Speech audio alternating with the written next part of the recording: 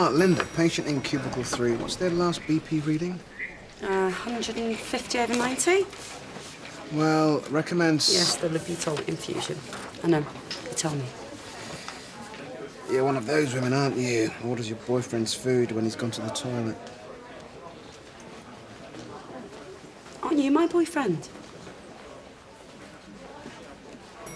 Oh, I know I'm leaving. But I think a long-distance relationship, it can work with the right person.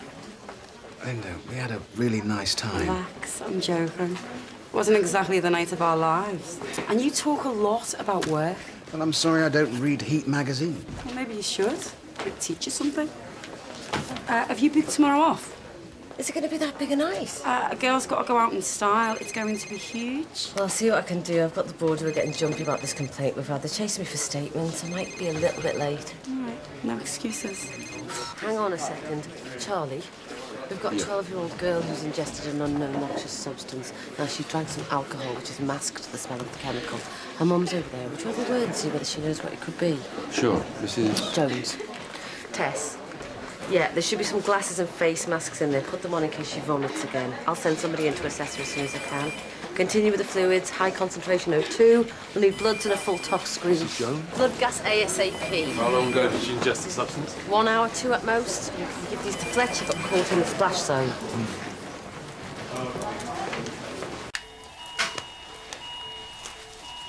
Zoe, she's gone into respiratory arrest. Put Tom on. Tom, I've got Zoe for you. Yep.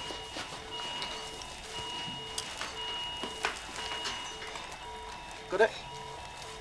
Yeah? Tom, this is sounding like organophosphorus poisoning. Has she been given the atropine? Intravenously, 10-minute intervals. Right, and were there any improvements in her symptoms before the respiratory arrest?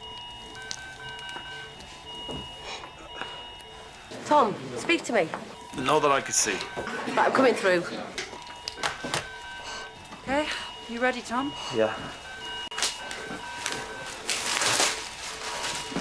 Tom. Let's keep her oxygen levels up and maintain the atropine. I'll get her attached to the ventilator. Good. Now, the priority is to get her moved up to ITU. I'll chase for a bed ASAP. If there's any delay, I'll try and arrange an anaesthetic and P's review down here. Can we get a chest X-ray done? Okay, and can her family see her? Well, we still don't know what she ingested, so it's best to get this place decontaminated first. All right, and that'd be my job, would it? Well, you've been in close contact. Why put the cleaners at risk? So we're being abandoned in the danger zone. Typical management. Nursing's a vocation. You do it for the love of helping, remember? I got covered in chemical vomit. I'm sure she's trying to figure out a way to invalidate my insurance claim. No. She's looking for ways to hold you responsible. Charming. Blame the contaminated ones. Sam, what happened to Tom? His glasses messed it up. It was hot in there. That shouldn't happen. Well, standard issue equipment. No aircon on. Go figure. Charlie, any word on the grandfather yet? No, nothing. Not answering his phone. Neighbours say it hasn't been near the place. OK, well, the police found this bottle at the scene. They think it most likely contained the chemical she swallowed in addition to the cider. I see, right. Now, they want to send it to the labs for analysis, but we know that's going to take ages, so can you have a word with the family, see if it jogs their memory? OK, yes. Charlie? Yeah. Paramedics have picked up a man not far from where they found Ria. He's presented with similar symptoms, dizzy, drunk, vomiting. Plus, he has a persistent nosebleed. Could be our missing grandfather. You're thinking chemical poisoning, are you? Well, it's hard to tell. I'm going to send Tom in to assess. Did the family know what was inside that bottle? No, no idea. Well, maybe you should ask this guy. Maybe he knows. Sure. Driver of the van's all patched up and ready for you to assess. Has he been quite lucid? Any signs of concussion? Emotionally, he's all over the place. He was cleaning out his dad's house before the kids attacked him and... Just the facts, Linda, not his life story. Heartless as well as boring. No wonder you're divorced. Nice, nice. And medically, his GCS is still 14. Thank you. I'll see him as soon as I can. The other lad from the van accident's on his way in. He's crushed his arm, but we don't know the full extent of the damage. What sort of childhood did he have? You know, in case it's relevant. I'm clearly missing an in-joke, and by the sounds of it, not a very good one. He's due any minute now. Do you think you're funny? A little. You better watch it. I might uninvite you to my leaving drinks. Professional focus now, Linda. We've got a serious injury coming in. You go robbing from the back of a van. Be careful you get. I identified the chemical and we know there's no further risk of contamination, so you can see her in a minute. Right, she ingested malathion pesticides, so you can take the masks off. Let's start on IV pralidoxime, 30 milligrams per kilogram body weight, given slowly to back up the atropine. Test films are showing some consolidation, so we're looking at an early inhalation pneumonia. She also has raised CK levels in her blood. ETA on the transfer? Not quick enough. I'm going to chase it up now. Is she going to be all right? What's happened to Ria is very serious, and she's not out of the woods yet. She had a respiratory arrest, and she may have damaged her airway, her esophagus, and maybe her stomach. I will not forgive him for this. He should never have left her.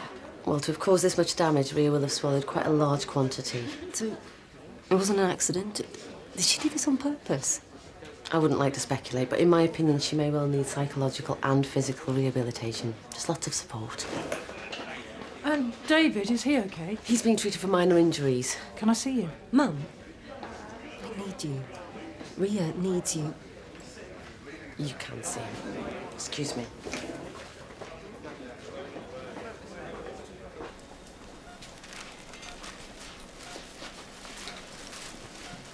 Okay, Scott, we've given you some midazolam, which is a sedative, and morphine to block the pain, so as we manipulate the arm, you shouldn't feel a thing. It's okay, honey. I'm going to pull on his arm. Gentle traction to ease it round. Okay? Okay, I've got it. Have you got any sensation in your fingers, Scott? No. Pulse?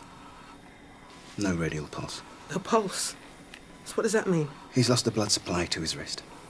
Ready? Yeah. Wait, what are you doing? You're hurting him. It's okay. I'm lengthening out the bone in order to manipulate it round so we can slot it back again.